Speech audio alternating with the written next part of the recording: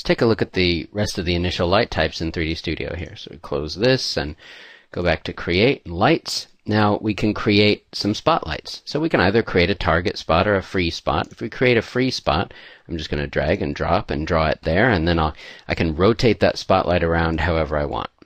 So spotlight's got a pretty narrow cone angle right now. So right in spotlights, you have all the other parameters of an Omni light, but you also have spotlight parameters. So if we open that up, we have a light cone, because a spotlight is by definition a light that's implied to be in some kind of housing, and it just emits in a cone shape. So you have a hotspot, beam, and a fall off and field. So the way that I do this is very similar to the way that I do the attenuation. Is if you take hotspot beam and widen it and then narrow it, widening hotspot beam past fall off field will actually increase that fall off field number, and then you can narrow that hotspot beam number. And what that is, it's similar to attenuation, but it's attenuation based on from the radial center of spotlight out. So within that smaller cone, which is the hotspot beam, within that smaller cone the spotlight will be full intensity. Past, or in this region, so fall off field, it will diminish to 0. So this is a region of blur, essentially. So I can increase these separately, right, like so, but I usually widen this, then narrow it some. And what that's going to give me is this kind of a light that I can, just point at things and have this cone angle of illumination.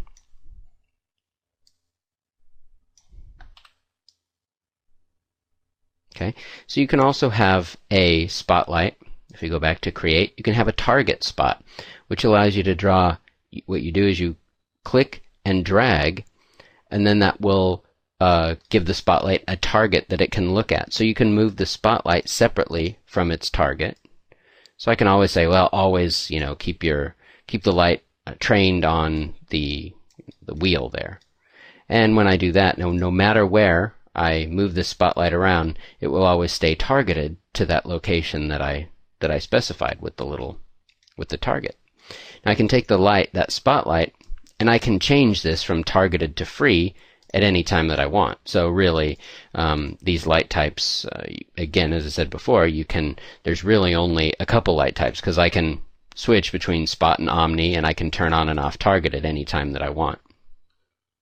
So you can use spotlights for doing things like, car headlights or anything like that. I could even use a spotlight for something like this. This is, at its heart, really a lot like a spotlight.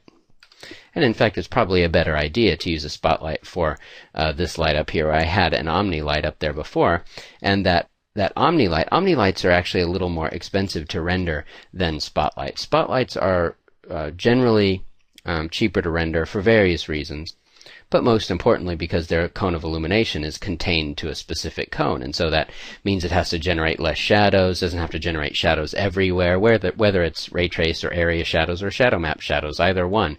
So spotlights are preferred to use if you can get away with it, and you'll find yourself having a more efficient render if you try to keep yourself to spotlights. Now right now, 3D Studio isn't really displaying here in my 3D view as best it could. 3D Studio is actually incredibly good at giving you a preview of text, both textures and lighting. It's one of the things that I love about it. But right now, it's not at its best. See, it's trying pretty hard. It's got some light here, it's dark there. It's giving it a whirl, but it's not really doing as best it could. So if you right-click, get your quad menu, you go to Viewport Lighting and Shadows, you go to Viewport Shading, and you turn on Best, or Good, but you turn on Best. Now 3D Studio will try its hardest,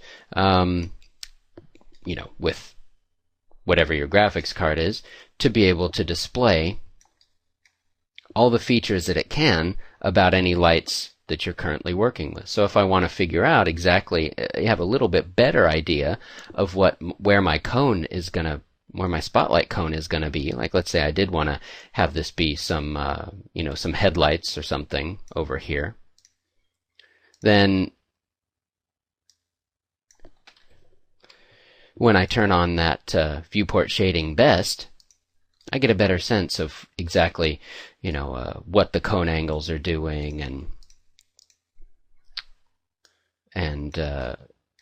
what it's going to look like before I ever even hit the render button. So let me turn off turn on pick lights only, so to make it a little bit easier to pick these targets. You notice when you do pick masking, when you pick certain classes of object in 3D Studio, pick by lights, you can pick the targets as well. And when you're working with lighting, that makes it a lot easier because you're all the time accidentally picking, too many things. So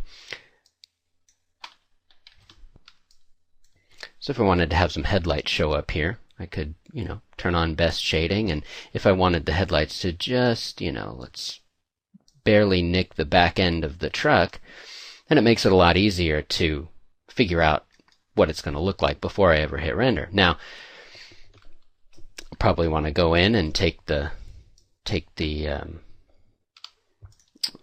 some kind of decay on there potentially. So I'm going to put decay on both of these lights. And then increase that multiplier. It'd be a little bit more natural. And you can see it's another thing that 3D Studio will try to simulate for you in the 3D view, is multiplier and the decay rate.